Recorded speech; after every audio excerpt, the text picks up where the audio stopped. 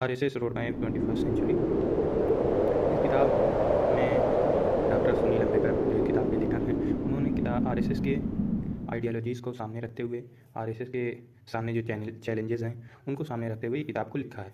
इस किताब में आरएसएस के लिए एक लाहे अमल बताया गया है, किन खतूत पर काम करना चाहिए आरएसएस को, या किन खतूत पर किस रास्ते को पर चलते हुए आरएसएस अपने रास्ते को, अगले रास्ते को कैसे तय करे।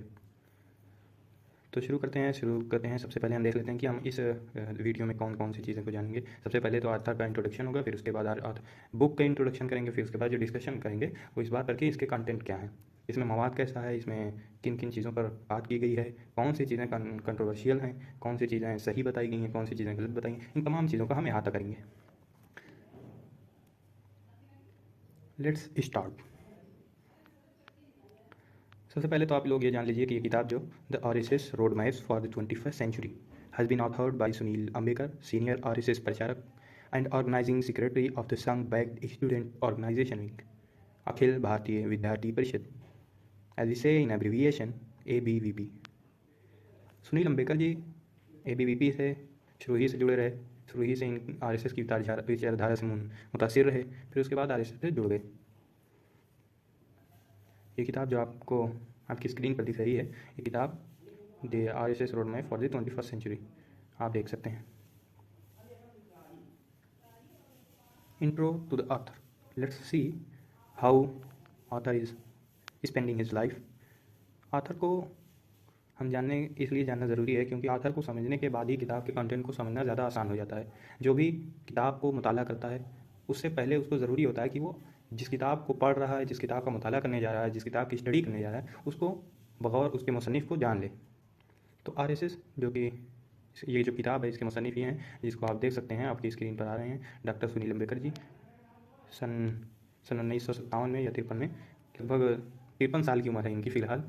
तो ये उस वक्त पैदा हुए थे। फिर शुरू ही से आरएसएस से मुतासिर रहे, आरएसएस की किताबों को पढ़ते रहे, इसकी विचारधारा को अपनाया, फिर ABVP के ऑर्गेनाइजिंग सेक्रेटरी रहे, फिर उसके बाद में चल के आरएसएस के संघ प्रचारक बन गए।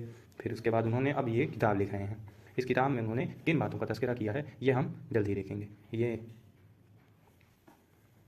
इसके मेजर टॉपिक पर बात कर लेते हैं। Tracing the origin.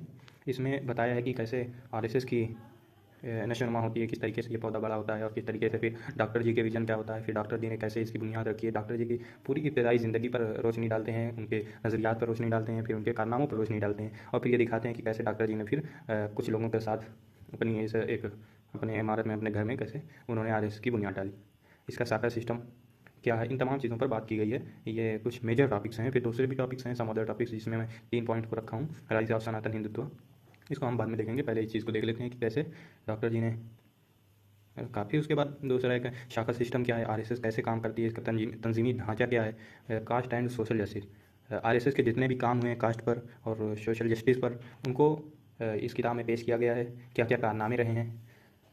और फिर कास्ट सिस्टम को, जो हिंदू धर्म या सनातन धर्म का कास्ट सिस्टम है, वर्ना सिस्टम, इसको सही साबित करने की कोशिश की गई है, और दलाइल दिए हैं कि ये चीज़ें होती हैं, इससे ये नेचुरल है। लेकिन ये बिल्कुल गलत बात है। कास्ट सिस्टम कोई चीज़ नहीं है, क्योंकि हर शख्स जो पैदा होता है वो एक ही तरह का होता है। जैसे वो पैदा हुए हैं वैसे एक दलित भी पैदा हुआ, जैसे ब्राह्मण पैदा हुआ वैसे दलित पैदा हुआ, जैसे ब्राह्मण पढ़ सकता है, लिख सकता है, वैसे दलित भी पढ़ सकता है, लिख सकता है। वो भी अपने आइडियाज़ को फैला सकता है, किताबें लिख सकता है, और वेदास को पढ़ सकता है। और इसके अलावा और जो चीज़ें हैं, सोशल जस्टिस पर उन्होंने बताया कि कैसे समाजी इंसाफ पर ये आरएसएस क्या क्या काम करती आ रही है।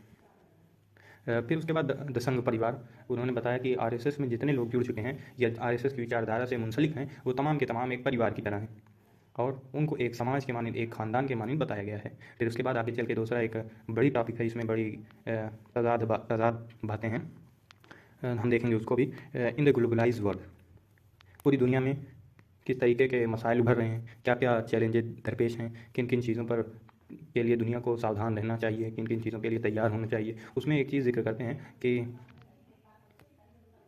RSS in the globalize world में बताते हैं कि आरएसएस हो या जितनी भी तंजीमें, हिंदू तंजीमें हैं, इन तमाम को, या फिर पूरी दुनिया को इस बात से चौकन्ना किया गया है कि देखिए इस्लामिक टेररिज्म फैल रहा है, और इसको रोकने के लिए हमें रणनीति बनानी पड़ेगी।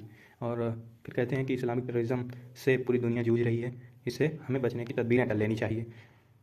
इसके बाद एक मेजर टॉपिक है कि वुमेंस मूवमेंट, आरएसएस का क्या काम रहा है औरतों को एम्पावरमेंट के लिए, औरतों के को ऊंचा करने के लिए, उनको आगे बढ़ाने के लिए, उनकी तरक्की के लिए, उनकी तालीम के लिए क्या क्या आरएसएस कर रही है या करने वाली है या करना चाहिए, उन तमाम चीज़ों को डिस्कस किया गया है।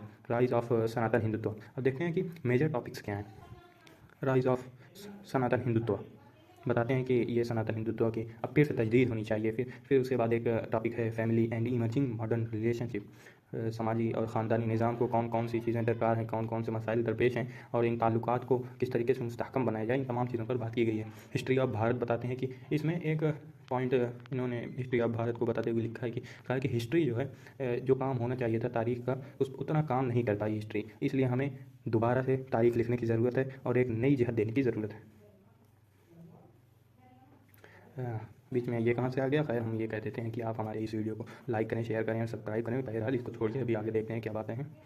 हाँ, कुछ जो तसादुम वाली बातें हैं, जो गलत बातें हैं, जो टकराव की बातें हैं, कंट्रोवर्शियल बातें हैं, इसमें लाइक शुरू ही में इसका जो सर्वर का आप देखेंगे तो इसमें कहते हैं कि इस्लामिक टेररिज्म, उस पर लिखा हुआ है इस्लामिक टेररिज्म। इसे इनके दिमाग में क्या सोच है मुसलमानों के तहीं या इस्लाम के तहीं इनकी क्या फ़िक्र है, तो ये चीज़ इनको बखूबी ये चीज़ दिख जाती है कि ये इस्लाम और मुसलमानों के बारे में क्या सोचते हैं। इनको बस एक आतंकवादी ही सोचते हैं। ये मुसन्निफ़ के दोगलेपन की अलामत है। इन्होंने शुरू में जब स्टेज पर ये आते हैं तो कहते हैं कि आरएसएस कभी मुसलमानों के खिलाफ नहीं रही, इस्लाम के खिलाफ नहीं रही, लेकिन फिर ये दोगली चीज़ जो इन्होंने दे दिया, कहते हैं कि इस्लामिक टेररिज्म से निपटने के लिए दुनिया को तैयार रहना चाहिए। और फिर उन्होंने चेंजिंग, जो नाम की चेंजिंग है, नाम को बदलना जो योगी जी बखूबी कर रहे हैं, इसको उसकी खूब तारीफ़ की है। इन्होंने कहा कि जो नाम चेंज हो चुके हैं वो बिल्कुल सही हैं और जो कुछ नाम हैं उनको चेंज होना चाहिए, जैसे औरंगाबाद को कहा है कि इस नाम को चेंज होना चाहिए। फिर उसके बाद डिस्कसिंग का सिस्टम को डिस्कस करते हैं और कहते हैं कि जो मैंने अभी आपके सामने पीछे रखा बात, आर्टिकल 370 पे बात करते हैं कि ये बड़ा अच्छा होगा, राम मंदिर पे बात करते हैं कि ये बड़ा अच्छा होगा। हालांकि ये तमाम चीज़ें जो है बिल्कुल हमारे सामने हैं कि किस तरीके से कश्मीरियों पर के हालात अभी भी नहीं सुधरे हैं।